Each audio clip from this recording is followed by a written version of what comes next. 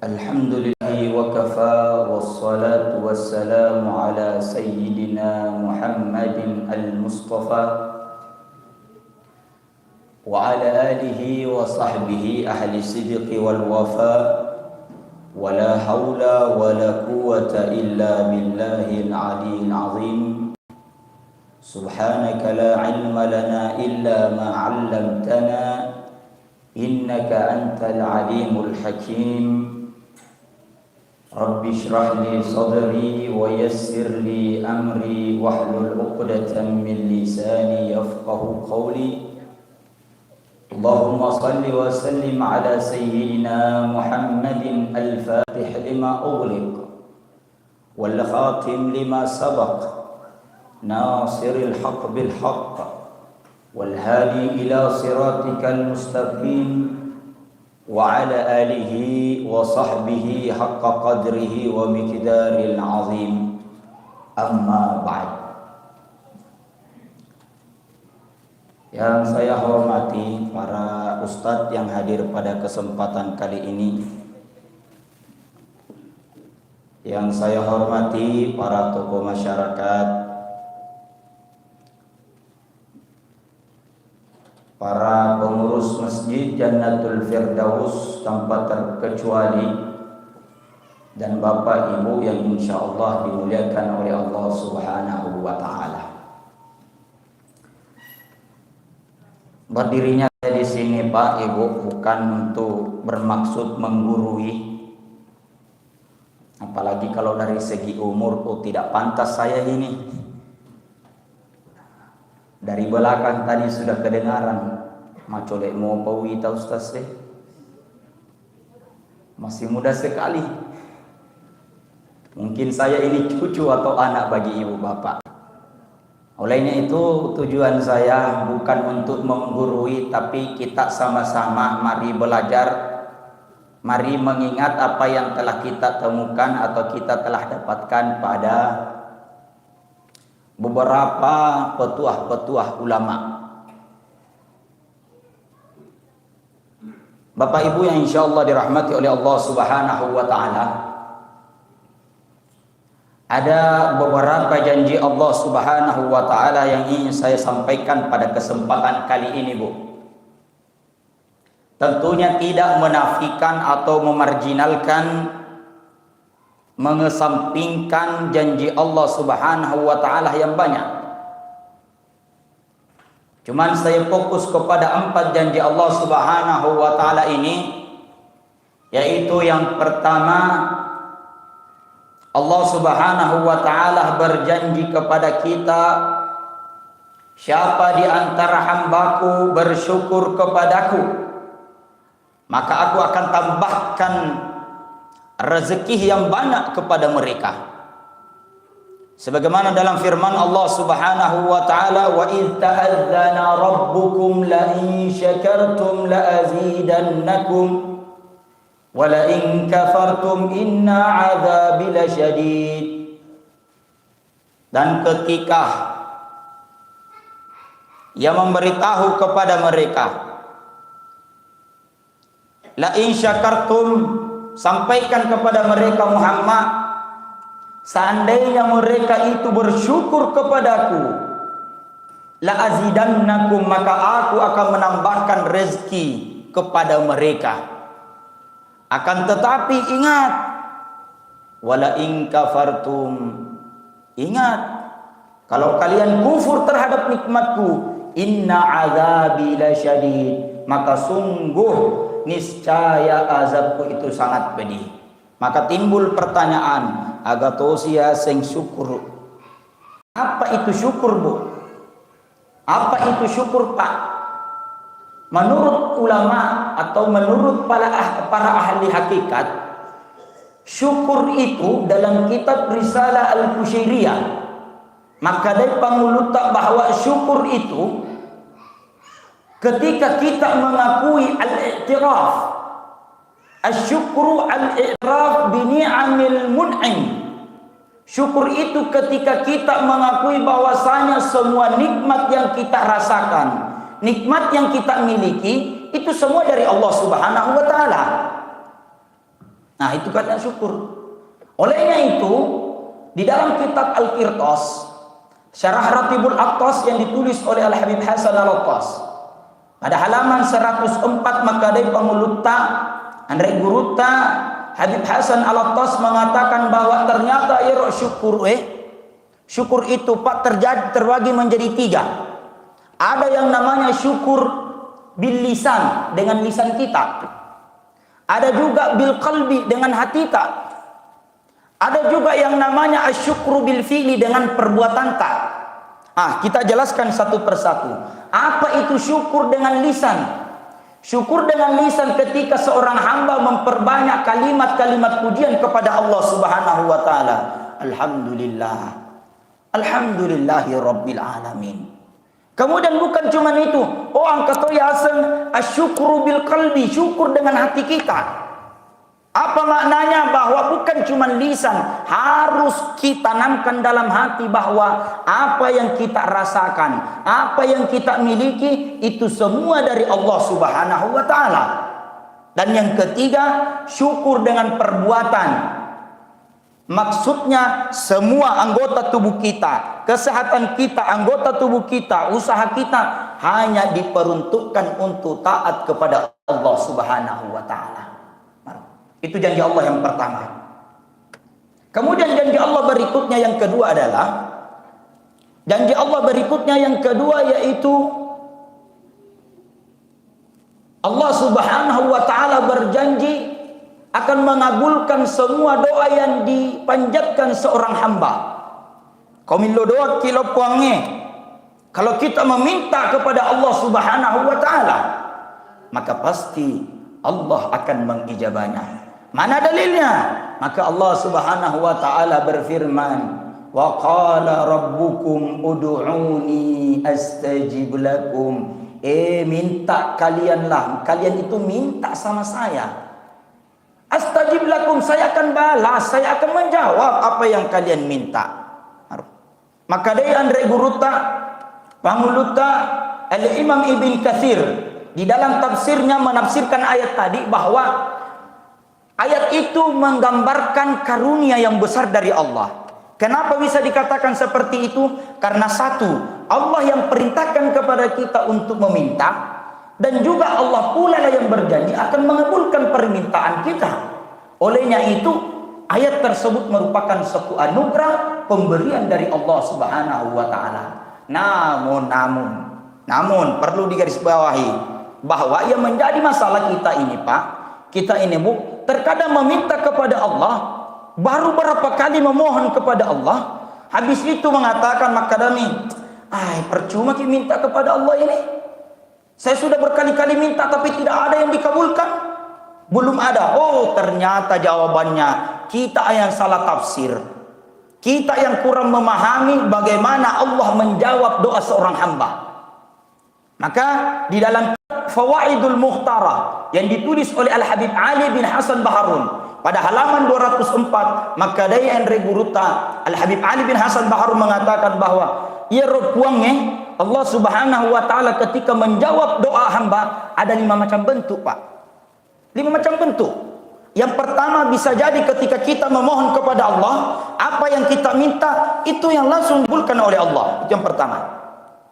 Yang kedua, terkadang Allah menunda apa yang kita minta karena Allah melihat, karena ada hikmah yang terkandung di dalamnya. Yang ketiga, terkadang Allah Subhanahu wa taala memberikan belum yang lain.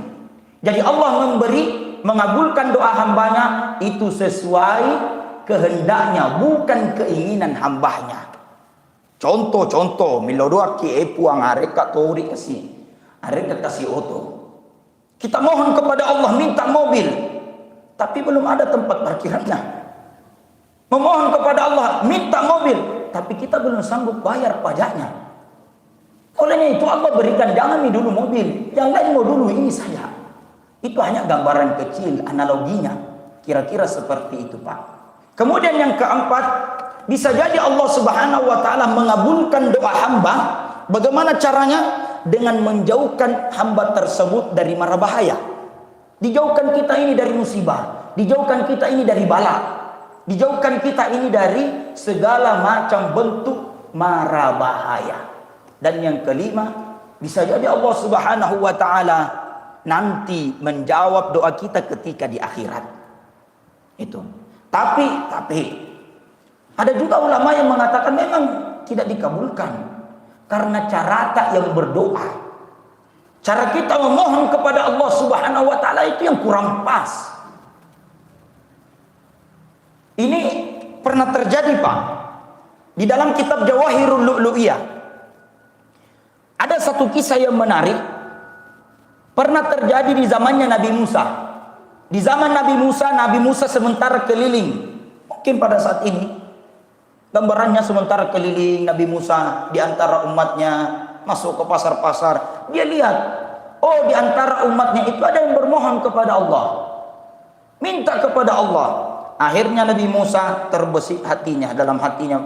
Akhirnya Nabi Musa, puang, coba angka. Seandainya ada yang dia minta itu ada pada saya, maka saya beri. Namun masalahnya tidak ada, ya Allah.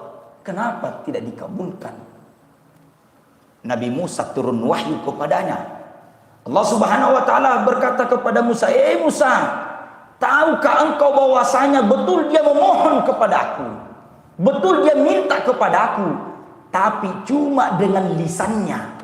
Hati dan pikirannya ada pada barang-barang yang dia punya di rumah. Bagaimana mungkin mau saya jawab doanya?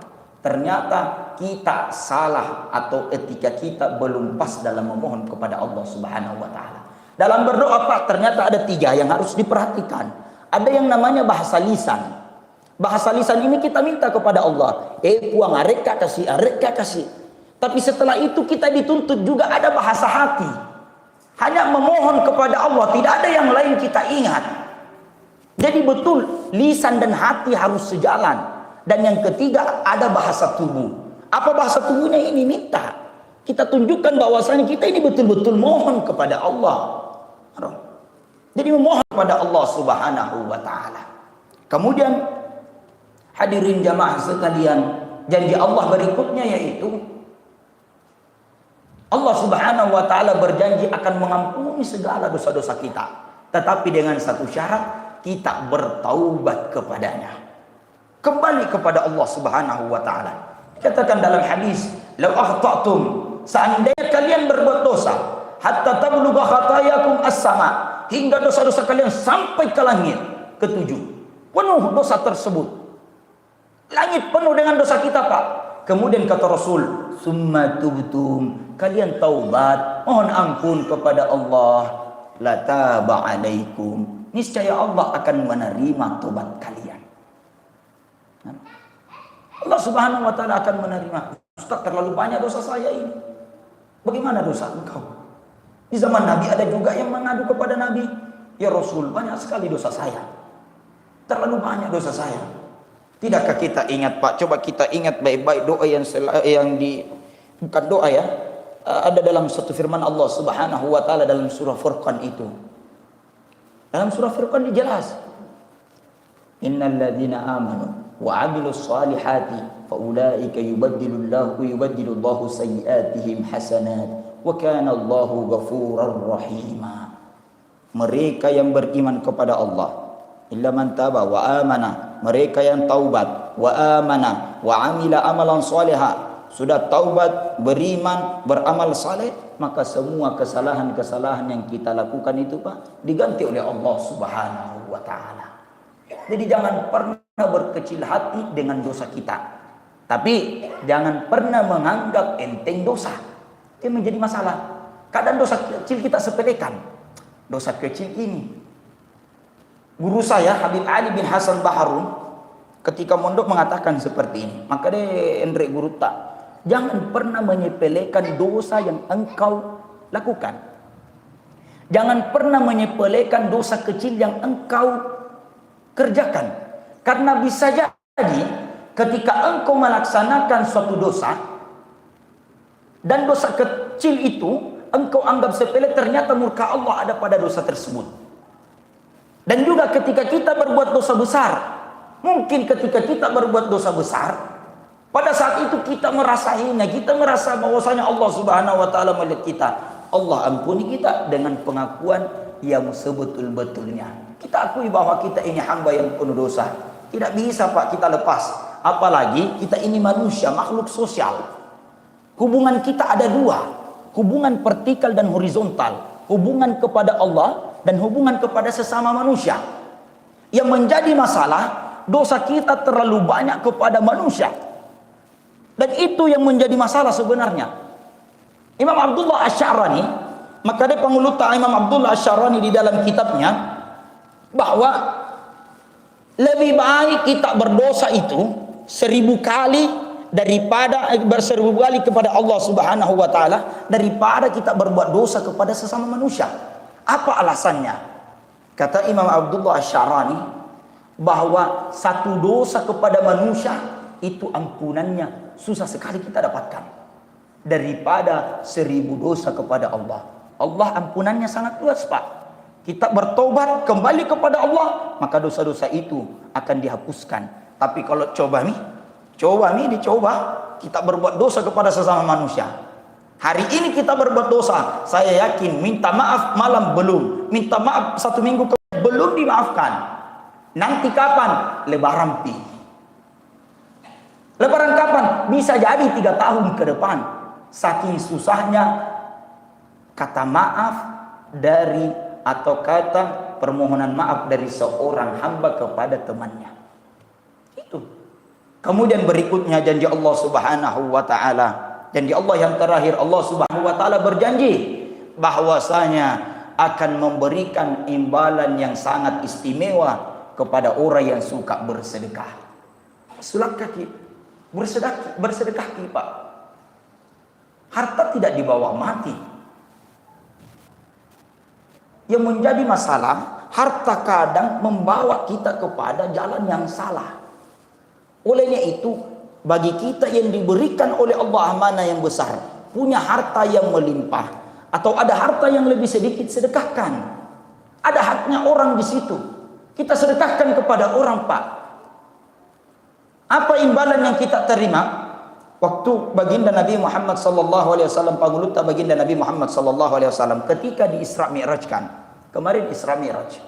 Waktuna Isra Mi'raj ki baginda Nabi Muhammad sallallahu alaihi wasallam. Melewati, di langit melewati. Ya. Di langit tersebut dia lihat bahwasanya ketika melihat turun ada satu kaum kelompok di mana kaum tersebut menanam. Setelah menanam, tumbuh. Tumbuh apa yang ia tanam. Dan bukan cuman tumbuh langsung berbuah. Tanam lagi, berbuah lagi, tanam lagi, berbuah lagi. Bertanyalah Nabi Muhammad, Jibril, siapa itu? Kenapa bisa?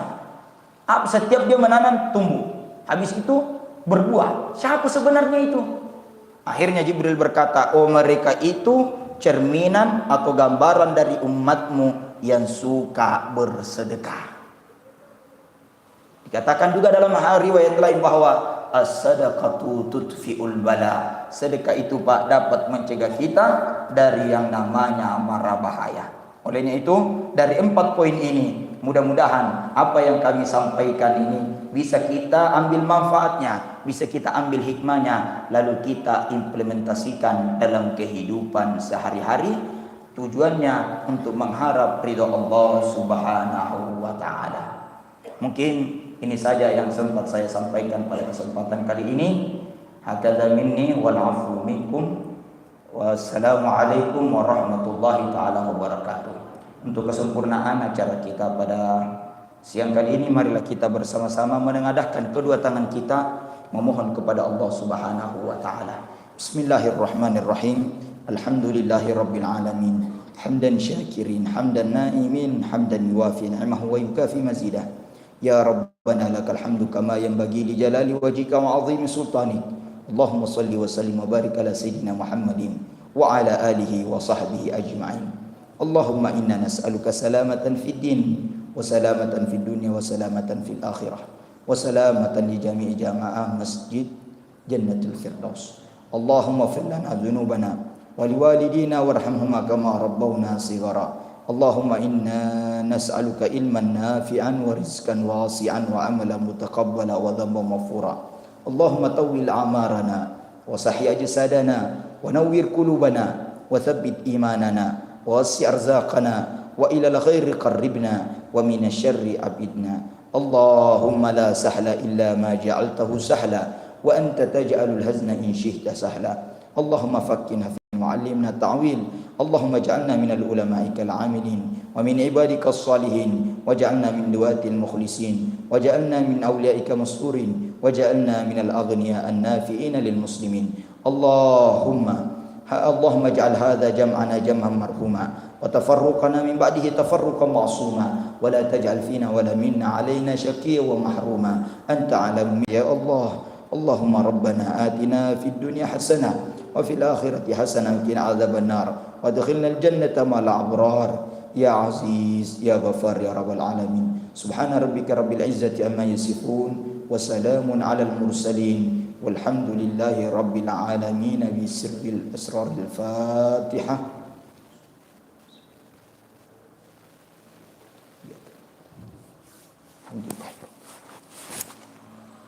Assalamualaikum warahmatullahi taala wabarakatuh.